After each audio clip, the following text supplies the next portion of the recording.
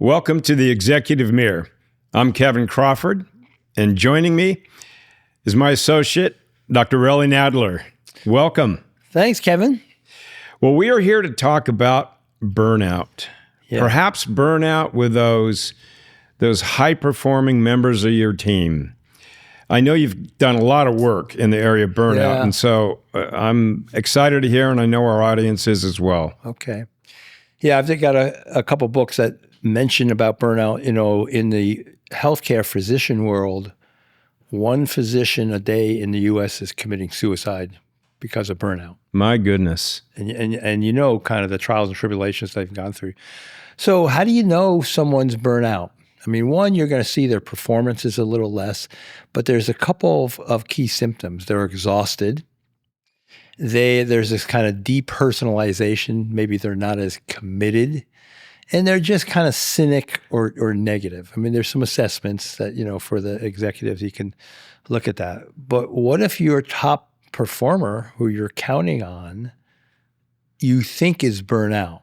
And so a lot of this is about, we talked about it, is the leader, the executive, talking about resilience, talking about, you know, what are you doing? You know, we're all basically out of balance, you know, meaning we're more stressed. You know, Gallup tells us about 50% of the workforce is feeling stressed.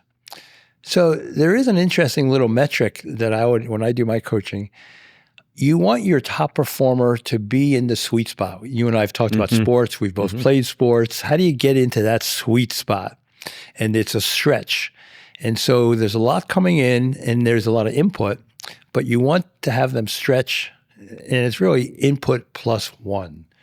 And so you could use this in your conversation with them. So where are you? You know, I want you to keep going, and input plus one, that's our sweet spot. If you're telling me you're at input plus 4, you're overwhelmed, your energy's draining, you're not being your best, hey, we need to do something because I'm concerned about you. And I want you to be in that sweet spot.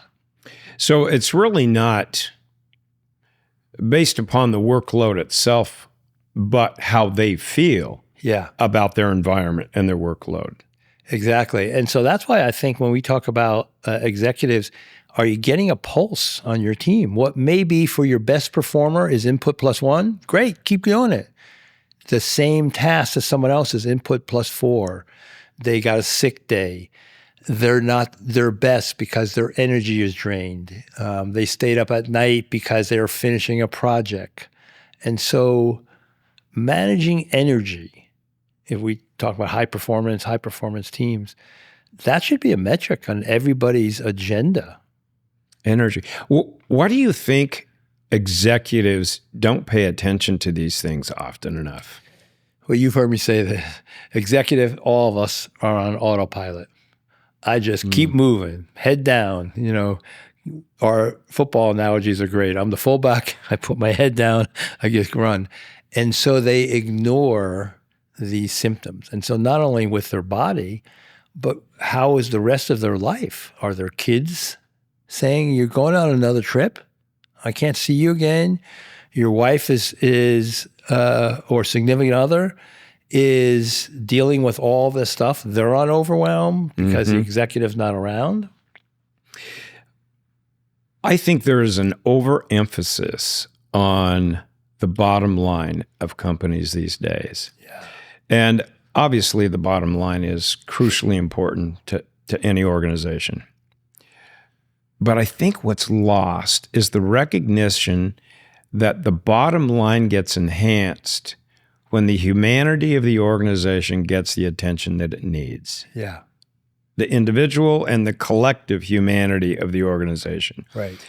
But I don't think that we do a good job of preparing our chief executives, anybody in the executive circle, to think about the humanity of an organization. They think about the services they're delivering or the widgets they're producing and the bottom line. And so they're driving on that bottom line. They're driving on the quarterlies.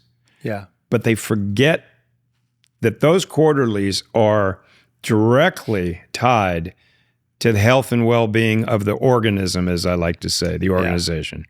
That's so true, Kevin. And I think it's the well-being. It's that idea of who their team is and are they going to be able to perform.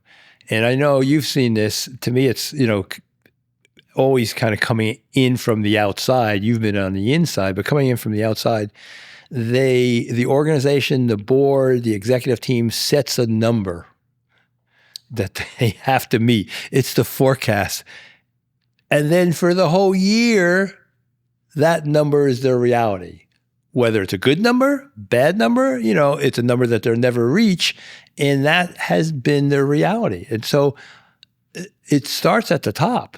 And it starts at maybe these executives, when they are given a number or they create a number, can they really challenge it? Is it a realistic expectations? One of my working definitions is stress is unmet expectations. Now, I heard this from someone else. The whole organization has stress because it's unmet expectations. And it's going to lead to burnout because that number was created somewhere, and now that's our reality. Mm-hmm. And I've experienced something that is actually the inverse of that. While that is very true, what I've experienced is if you get an organization that is really committed to the humanity of the organization, not kind of tangentially, but really committed to the organization, recognizing that the most important asset that they have in their organization is their people. The most valuable way that they can improve the bottom line is, yes, they've got to do all the administrative stuff. They got to do all the marketing. They have to put forth a good product. But when they start even just a little bit focusing on the people in the organization and getting them to a place where they feel engaged and they feel appreciated and they feel they want to perform at a high level, that bottom line changes. Wow. Even more than their expected bottom line. So I want to get how you do that, but in the organizational literature, they call this discretionary effort. It's engagement. I could put more effort in, then again, that's enough. I've done enough for the company. It's discretionary. And so you want people to put more discretionary effort. But what would be an example? Like how would you, what would you say to your organization and to get that? I love what you were saying earlier about this unbridled excellence. Well, for me, that was always the tempo of the organization, and that's how we influence culture. And I know we're going to talk about culture in another series, but it was about this organization is about unbridled driving towards organizational excellence. That is who we are. That is what we do. Right. There isn't anything else that's expected except excellence all the way across the board. But it is done with empathy. And that combination is something we should explore in one of our next conversations, because excellence and empathy, driving them together is an art, and leadership is certainly an art. Yeah, so true.